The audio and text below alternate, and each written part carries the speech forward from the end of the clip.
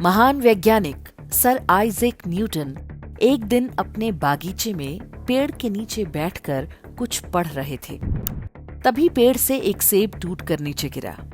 इसे देखकर उन्होंने गुरुत्वाकर्षण के सिद्धांत या ग्रेविटेशनल थियरी को जन्म दिया। ये कहानी हम सभी को बचपन में ही बता दी जाती है। बाकी विश्व जो चाहे पढ़े, लेकिन ये समझ से परे है कि हम भारतीय क्यों अपने ही वैज्ञानिक इतिहास को नहीं जानते। न्यूटन और सेब की ये कहानी केवल एक बात का सबूत है कि न्यूटन बहुत बड़ा झूठा था। मानो इससे पहले उसने पेड़ से गिरता कोई फल देखा ही नहीं था। यदि पेड़ से गिरते सेब को देखकर न्यूटन को गुरुत्वाकर्षण का पता चला, तो क्या उसे भाप बनकर ऊपर उठता जल नहीं दिखा? क्या न्यूटन को नहीं दिखा कि जो बीज धरती में बोया जाता है, उससे निकलने वाला अंकुर गुरुत्वाकर्षण के विपरीत यानी ऊपर की ओर उठता है और धरती से बाहर आता है? महान वैज्ञानिक न्यूटन को यह भी पता नहीं चल पाया कि अग्नि कहीं भी जलाओ, उसकी लपट ऊपर की ओर क्यों उठती है। ये सब भी तो भौतिक वस्तुएं हैं, उन पर न्यूटन का गुरुत्वाकर्षण का नियम लागू क्यों नहीं होता? ईसा से लगभग 6 शताब्दी पहले, अर्थात आज से लगभग 2600 वर्ष पहले भारत में ऋषि कणाद हुए थे।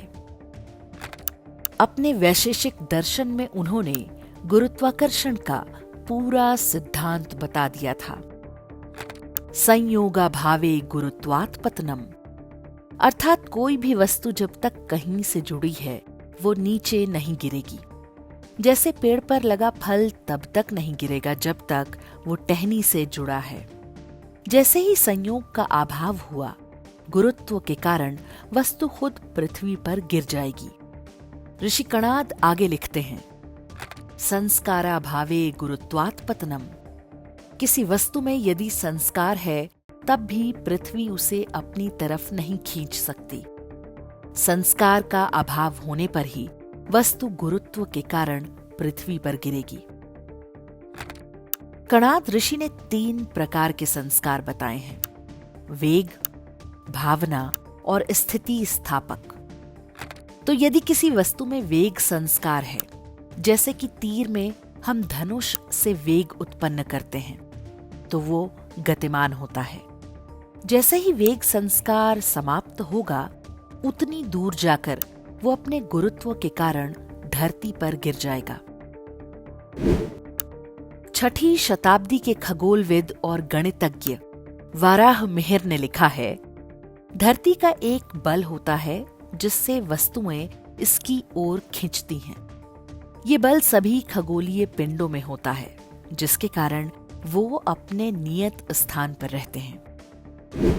हालांकि वाराह मिहिर ने इस बल के लिए गुरुत्वाकर्षण नाम प्रयोग नहीं किया है। उन्होंने ही सूर्य सिद्धांत नाम की पुस्तक की भी रचना की है, जिसमें पूरे सौर मंडल के बारे में ऐसी गणनाएं हैं जिनकी पुष्टि आधुनिक विज्ञान ने भी की है। वाराह मिहिर के लगभग 100 वर्ष बाद पैदा हुए गणितज्ञ ब्रह्मगुप्त ने गुरुत्वाकर्षण के सिद्धांत की और भी तार्किक ढंग से व्याख्या की। उन्होंने अपनी पुस्तक ध्यान ग्रहोपदेश में लिखा है कि धरती के प्राकृतिक बल के कारण वस्तुएं हमेशा धरती की ओर गिरती हैं। इसी कारण से पानी भी हमेशा नीचे की ओर बहता है। ब्रह्मगुप्त ने ही धरती की परिधि और वर्ष के कुल दिनों की लगभग सही गणना की थी। इसके बाद 12वीं शताब्दी के भारतीय ज्योतिषी भास्कराचार्य ने अपनी पुस्तक सिद्धांत शिरोमणि में लिखा है, पृथ्वी सभी वस्तुओं को एक विशिष्ट शक्ति से अपनी ओर आकर्षित करती है। सूर्य, चंद्रमा, अन्य सभी ग्रह, उपग्रह और आकाशीय पिंडों का भी एक गुरुत्वाकर्षण होता है, जिसके कारण वो अपनी कक्षा में स्थापित रहते हैं। गुरुत्वाकर्षण के बारे में भारतीय विद्वानों के ये सभी मत न्यूटन से अधिक परिष्कृत और तार्किक थे। लेकिन आज यदि आप भारत में भी इनमें से किसी को गुरुत्वाकर्षण के सिद्धांत का श्रेय दे दें तो आपको गलत ठहरा दिया जाएगा। ऐसा कैसे हुआ और किसने किया, ये अब किसी से छिपा नहीं है। ये वीडियो यदि आपको पसंद आया हो तो इसे लाइक और चैनल को सब्सक्राइब करना ना भूलें। इससे हमारा उत्साहवर्धन होता है।